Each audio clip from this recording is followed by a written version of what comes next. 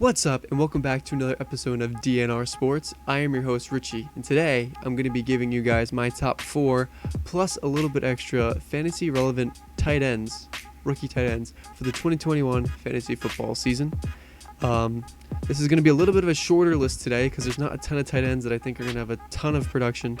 Tight ends, especially in today's game, have a really tough task of learning a really difficult position, so it really takes them a few years before they break out and become fantasy relevant or even consistent players in just a general offense for the NFL. But with that being said, I'm going to start with my number one favorite tight end from this draft, and it's probably no shock to anyone, and it's the rookie Kyle Pitts out of Florida, who went to Miami with the 4th overall selection in the 2021 NFL draft. I mean, this guy can do it all. He's pretty much a wide receiver at heart that can play tight end. I think blocking is a little bit of an issue for him, but I think if Atlanta starts him out early at wide receiver and allows him to slowly learn the tight end position, but mainly playing him on the outside or in the slot as a wide receiver, I think that could really make him fantasy relevant. I don't think he's worth a high selection in this year's fantasy draft. I know some places have him going as early as I don't know the round specifically, but as their tight end 10 or even higher. I think I want to slow the brakes a little bit on that one. I think he's going to be a little bit slow to start because he's a rookie after all. But I do think he's a fantastic player with tremendous upside, and I think Atlanta's going to be really lucky to have him moving forward with their franchise.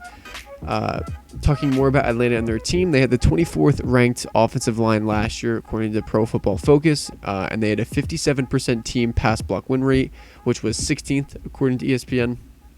I know I talked about this in a few of my other videos, but I like to have both the overall offensive line rank and the pass blocking for the pass catchers, because I do think it's a little bit misleading just to look at the overall rank in general. So obviously they were a better pass blocking team than a run blocking team, and that could do something with their running back situation with Todd Gurley, but I'll talk more about that a little bit later. So their key offensive pieces for this team, obviously there's quarterback Matt Ryan, who they committed to this offseason by not drafting a quarterback early in the draft. They also signed Mike Davis from Carolina, who I thought was very solid in Christian McCaffrey's absence last season. He's not the player that McCaffrey is. He's not nearly as athletically gifted, but he can do everything the same as McCaffrey, just in a limited role. So I think he could definitely be the main guy in this offense. I actually have him as a little bit of a sleeper running back, who I think you could pick up in a later round and still get similar production to another running back too. But this video is more about Kyle Pitts than anything. And obviously the main wide receivers on this team are Julio Jones and Calvin Ridley. I know a lot of reports have came out recently and said that Julio Jones is going to be traded. I hope not, because they committed to Matt Ryan. Why not commit to Julio Jones for a few more years?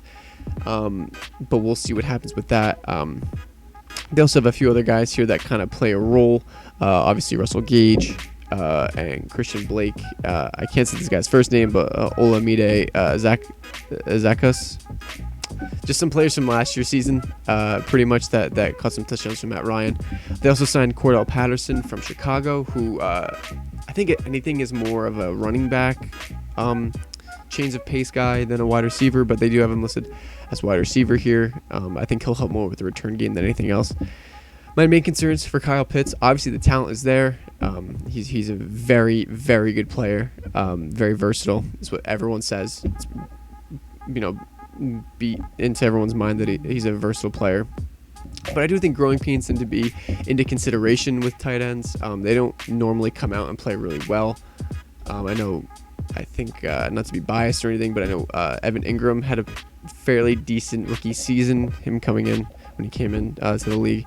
But other than that, most tight ends take a few years to develop before actually making a name for themselves. And also, I have Julio Jones here as a concern. I think if Jones leaves, I think it's actually worse for Pitts. I know there's going to be more targets that are unallocated, and it might help with Kyle Pitts and getting those targets. But I do think if Julio's on the team, there's going to be more eyes on Julio than Kyle Pitts to start. Because obviously when Julio Jones is in the game, Matt Ryan plays better. I'm sure Calvin Ridley plays better because he sees less coverage. So I do think having Julio Jones on the team can help Kyle Pitts. But reports are now that he's probably going to be off the team. I'm going to hold on hope a little bit. I don't think Julio Jones is going to be off the team. Obviously, I'll probably be wrong about that, but I'm holding out hope for this offense and Julio Jones staying in Atlanta. So with that being said, I do think Kyle Pitts is a very solid player. I think he could be a monster in later years. I just think this year he's going to be a little bit slow to start, but there's a reason why he was drafted 4th overall in the entire draft. So with that being said, Kyle Pitts is my favorite tight end in this 2021 rookie class. With that being said, I'm going to go on to my second favorite tight end, and I have Pat Friarmuth from Penn State going to the Pittsburgh Steelers. He was drafted in the later half of the second round in the 2021 NFL draft. I think this was more of a luxury selection for Pittsburgh more than anything. They still have Eric Ebron on roster, who's probably going to still be their starting tight end going into the season. But once Pat gets more accustomed to the NFL and learns the tight end position a little bit, I could definitely see him getting more snaps and taking over the lead tight end role. But we'll see what happens. Their offensive line is still pretty atrocious. They didn't really do much to upgrade this offseason. They lost, obviously, Villanueva and Filer going to the Ravens and the Chargers, respectively. They did draft 2 guys in the 3rd and the 4th round from the draft, but we'll see. Those are a little bit more project players when you get to that later in the draft. So we'll see what happens. But according to PFF, at the end of last season, they had the 9th ranked offensive line with a 51% team pass block win rate, which was 28th according to ESPN. So you can see they were more of a run blocking team. And their pass blocking was very suspect, especially later in the later half of the year. They went 11-0, and then they fell down in the stretch, and then they got routed in a nearly a blowout loss to the Browns in the playoffs. So I think this offensive line is going to be a little bit shaky. I can definitely see a lot of regression coming from this whole offense. Obviously, some of the key pieces on their offense, Big Ben, who's getting a little bit older. We're not really sure he can play the whole season.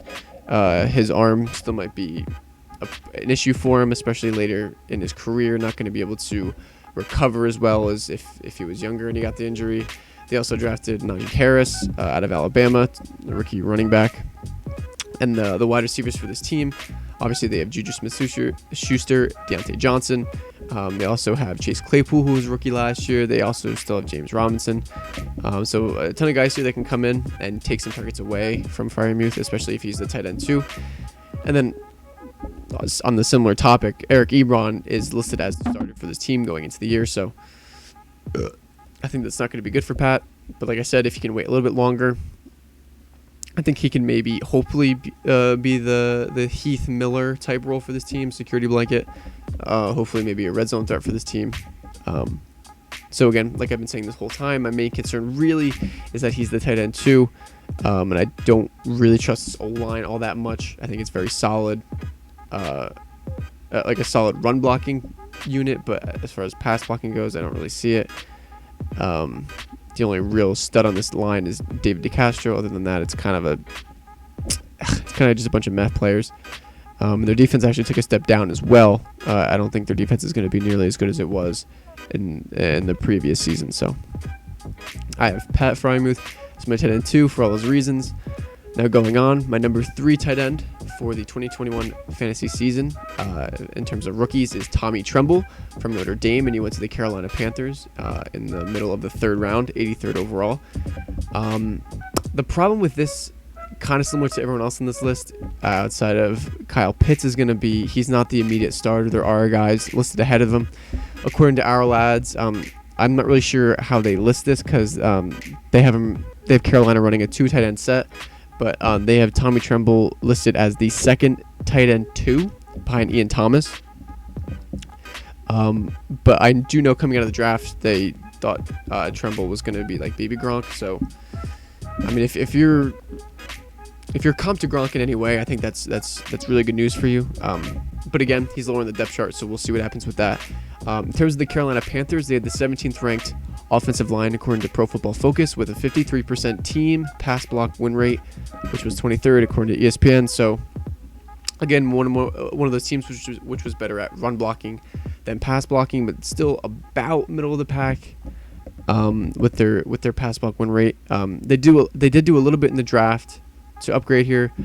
They drafted Brady Christensen in the 3rd round, Deontay Brown in the 6th, and they still have a few guys like Taylor Moton, Pat Effline, and Matt Paradis to man the offensive line. So, we'll see what happens. I think their offensive line is definitely respectable. I could definitely see them being about middle of the pack, maybe a little bit higher unit this year.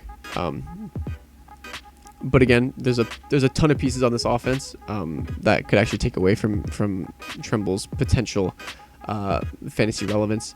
So obviously they traded for Sam Darnold, quarterback from the Jets. They have Christian McCaffrey, who's a monster himself. He's guaranteed slated at least 1 touchdown a game, which could hurt Tremble's fantasy production a little bit. They also have DJ Moore at wide receiver, Robbie Anderson. They signed David Moore from Seattle. They drafted Terrace Marshall in the bottom of the 2nd round. They also have tight end Dan Arnold listed as the starter. And again, like I said before, they have a few guys listed above Tommy, but I do believe that he could rise up the ranks, and I think he could end up being the tight end 2 for this team going into the season. Again, tight ends don't develop as quick as other position groups, so it does take them a little bit of time because they're not only learning wide receiver routes, like all the route running tree. They also have to learn pass blocking and run blocking techniques. So it does hurt them a little bit. But I do think he can become the tight end 2, but again, that's my main concern. There are a ton of mouths to feed on this offense, and along with that, he won't be the starting tight end, so I think that could hurt him a little bit. But if they slowly get him accustomed to this team, maybe later down the season, definitely in the future, I think he could be a very solid tight end for the Carolina Panthers. Coming in at number 4, I have Brevin Jordan, tight end out of Miami, going to the Houston Texans in the top of the 5th round in the 2021 draft. This might be a little bit of a surprise to some people because I've been trying to avoid players who were drafted in the 5th round or later in the 2021 drafts, but I really think this guy can be a sleeper tight end. I think he fell a little bit farther than he should have, and I think he went to a good team for one specific reason. I know the Texans are not a good team in general, but I think for this specific reason that I'll get to a little bit later, I think it was a great place for him to go. As far as the Texans go, they had the 19th ranked offensive line according to Pro Football Focus last season, and they had a 56% team pass block win rate, which was 20th according to ESPN. Not great, not terrible either.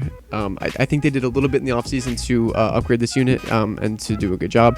They still Laramie Tunsil and Titus Howard to be their bookend tackles. They also signed Marcus Cannon from New England, who was a former tackle himself, but now he's going to play right guard. And they have Justin Britt, who's been bouncing around the league a little bit. But if that's the same Justin Britt from Seattle, I think this could be actually a really solid line. I think they could get to about middle of the pack, maybe a little bit higher in terms of offensive line ranking. But it's going to be based on what other people do and what the other pieces on this offense can do for this team. Obviously, they still have Deshaun Watson, but he's going through a bunch of allegations, so we're not really sure what's going to happen with him. Along with that, he's already come out prior to all the allegations and said he does not want to play for the Houston Texans ever again. And I think he's probably willing to sit out for, so he doesn't have to play. So I think Watson's time in Houston is done. So with that being said, I have Tyrod Taylor as starting quarterback for this season. I think that's going to limit everyone else a little bit. But I think Tyrod can still be kind of solid and maybe put up some production for some players. They also have a few running backs on this roster. The starting running back, according to our lads, is David Johnson for now, but they signed Mark Ingram and Phillip Lindsay, who are also in the backfield for this team. They also have some wide receivers like Brandon Cooks, Randall Cobb. They signed Andre Roberts from Buffalo, who I think is more of a special team contributor. I don't see him having much of a role on offense. They also drafted Nico Collins in the 3rd round of this draft, and they also have Kiki Kuti and a few other players here that they signed that used to have some names in this league that have kind of fallen off. So with that being said, their tight end group is pretty barren, in my opinion. Again, some other names that we've heard from before. Jordan Atkins is their starter tight end, who I think is a solid player. They also have Pharaoh Brown and Ryan Izzo on the roster as well, who could potentially take away some snaps from Brevin Jordan, but I think he can easily win out that spot. My main concern, again, is that he's not a tight end 1 quite yet. He's the tight end 2 for this team. But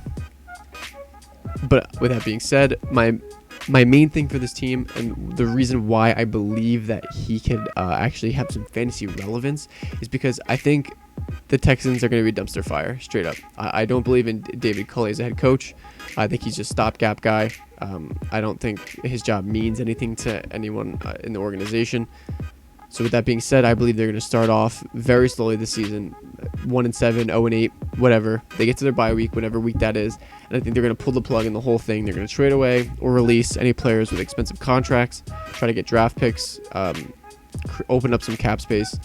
And I do believe they're going to play some of the younger guys here. So I think Tyrod Taylor could get benched for Davis Mills, who I have in another video for quarterback sleepers. I think Nico Collins, again, in that wide receiver video that I talked about. And I think Brevin Jordan could be a product of this changing of the tide, trying to play younger players despite what the record is, and trying to get them integrated into the league a little bit quicker than if they were winning and they were riding the bench. So that's where I think Brevin Jordan's fantasy production can come from. Again, it's really hard to learn tight end. It takes a few years before you're really integrated into the league. But I do think if anyone on this list has a chance to be a top tight end from this class, besides obviously Kyle Pitts, it's Brevin Jordan. So with that being said, those are my 4 definitive guys that I have as potential relevant rookies for the tight end position. Now I have a few other guys here that I'm going to talk about. My number 1 is Trey McKitty, who was picked by the Los Angeles Chargers in the later half of the 3rd round. Again, main problem with him is going to be playing time. They did sign Jared Cook in the offseason, who I think will definitely for a majority of the year, at least in the beginning, get the starting reps to try to make Justin Herbert's life a little bit easier, being more of a security blanket tight end. I definitely see McKitty as more of a long-term pick because the team really doesn't need a solid tight end to produce, and we kind of saw that last year because Herbert, although gave some fantasy relevant weeks to Hunter Henry, didn't really make him an amazing fantasy relevant tight end. So with that being said, I do think he's a future in the league down the line. Just right now, not quite. I have Hunter Long, who was the 18th overall pick in the 3rd round by the Miami Dolphins. This one, again, he's behind a ton of guys here. And again, these names are actually more notable. So there's obviously Mike Gesicki, who's going to be the starting tight end. Adam Shaheen, who came from Chicago. I think he's definitely known by some people. And they also have Durham Smythe, who had a few touchdowns last year, especially like in bootleg goal line packages. So I think that's going to be really hard for Hunter Long. I also see him more as a role player like I do with this whole team. Brian Flores is definitely from the Bill Belichick school of thought. So obviously some players can definitely break out and have great years. My only problem is going to be I don't think any of them are going to have crazy fantasy relevant production, especially from a tight end who's right now 4th on the depth chart with a ton to learn, with a bunch of other amazing pieces on this offense, like rookie Jalen Waddle, Will Fuller, who they signed from Houston, Devontae Parker, and Preston Williams as well. So that's why I have him in the other guys list and not on the list with the other guys, because I do like him. I think he's a very solid talent out of Boston College. And then finally, this one might be a little weird, but I have Kylan Granson, who was the 22nd pick in the 4th round by the Indianapolis Colts. I thought he was a meh prospect coming out. I don't think he's anything special. He's kind of a shorter tight end, so I think he's more of a wide receiver tight end than anything. But I do think with an aging Jack Doyle and a Mo Alley Cox, who is hit or miss. He's good, but he's not amazing. I do think he can maybe come in and maybe play some wide receiver, like solely come in on passing downs and get some fantasy relevance. Which again is a lot easier for a tight end because it's easy. It's easier to learn blocking or receiving, and not both. Both is pretty difficult to learn. So I do like Granson here as a very maybe deep sleeper tight end who can come in into a newly revamped Colts offense with Carson Wentz at the helm, who's shown that he likes to throw to those tight ends like a Zach Ertz or a Dallas Goedert, who are solid, can get open. So I think that could benefit Granson a little bit, but again, the problem is going to be more that he probably won't get a ton of playing time, and he's coming out of college. He's more of a project than a ready prospect at this time. But with that being said, these are my top 4 plus a little bit extra fantasy relevant rookie tight ends for the 2021 NFL fantasy season. If you guys have any other tight ends that I missed, make sure to drop it down in the comments. There are a few other guys that I thought about adding. I know the Redskins drafted someone, and I'm sure there's other teams as well, but for now, these are my favorites. Make sure you guys drop a like if you like the content. If you guys made it this far, thank you so much. This is going to be a little bit of a shorter video than normal, but still, if you guys made it this far, we'd love to see it. Maybe consider subscribing. Any more content like this coming in the future days. We're probably going to have more group content coming up later. Everyone's out of college now. People's schedules are starting to open up a little bit more. And we're probably going to do some in-person podcasts, which would be really fun, really exciting. I'm looking forward to those. You should too. Thank you guys for watching DNR Sports. I've been your host, Richie. Thanks for watching.